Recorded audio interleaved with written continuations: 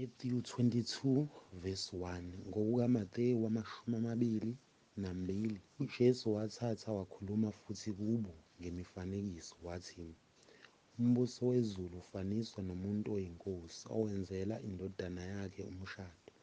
Wathuma izinceku zakhe ukubiza abamenyiweyo emshadweni, kepha abangavumanga ukuza. Waphinda wathuma ezinye izinceku wathi, shonini kwabamenyiweyo ukuthi, bhekani, sengilungisile ukudla kwami, izinkabi zami nokunonileyo sekuhlatshiwe, konke sekulungile, wozani emshadweni. Kepha badelela bahamba, omunye waya ensimini yakhe, omunye waya entengweni yakhe.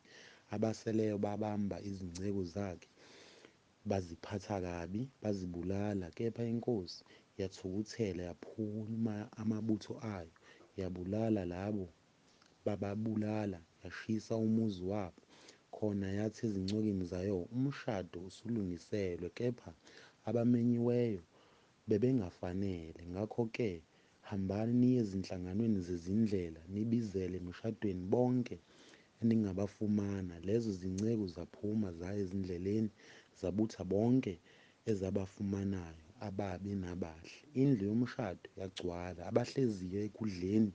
Kuthe inkosi ingena ukubona bahlezi ekudleni, yabona khona umuntu obengayembethe ingubo yomshado.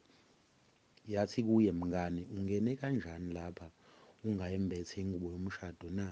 Kepha wathula. Khona inkosi yathi ezincekweni, mbopheni izinyawo nezandla, nimphonse ebumnyameni obungaphandle, lapho kuyakuba khona ukukhala nokugedla amazinyo, ngokuba baningi ababiziweyo, kepha bayingcosana abakhethiweyo.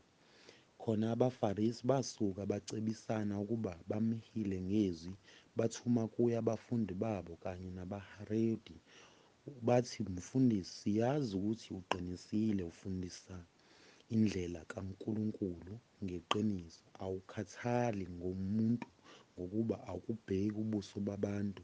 Ngakho sitshele, uthini wena?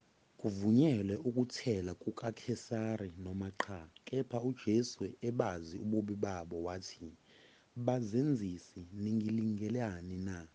Ngitshengiseni imali yokuthela. Bamtshengisa udenariyu.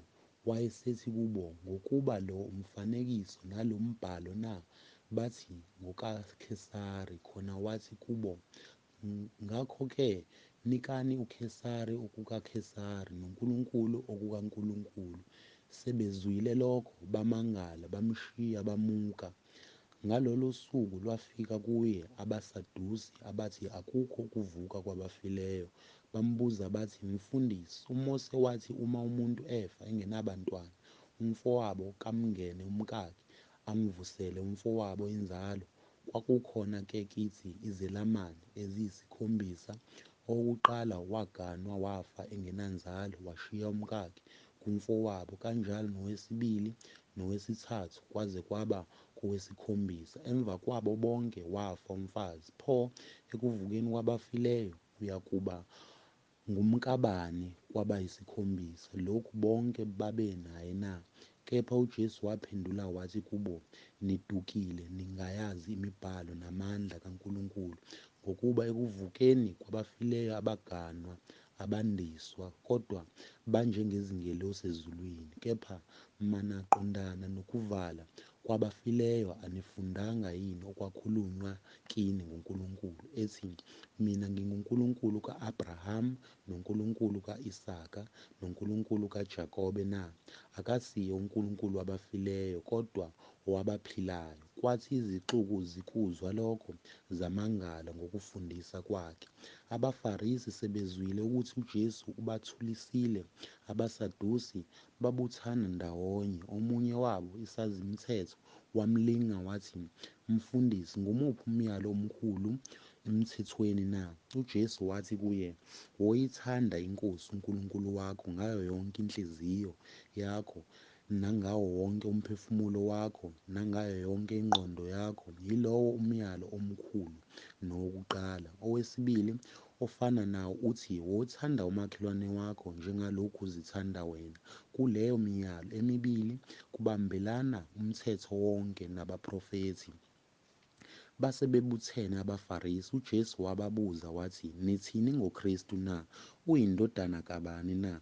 Bathi kuye, "EkaDavide." Wathi kubo, "Pho uDavide ngoMoya wambiza kanjani ngokuthi, uthi, iNkosi yathi eNkosini yami, hlala ngakwesokunene sami ngize ngibe izitha zakho phansi kwezinyawo zakho." Ngakho-ke, uma uDavide embiza ngokuthi iNkosi uyindodana yakhe kanjani na? Kwakungekho obengamphendula ngazwi emva kwalolo suku, akwabe kusabakhona muntu onesibindi sokumbuza lokho.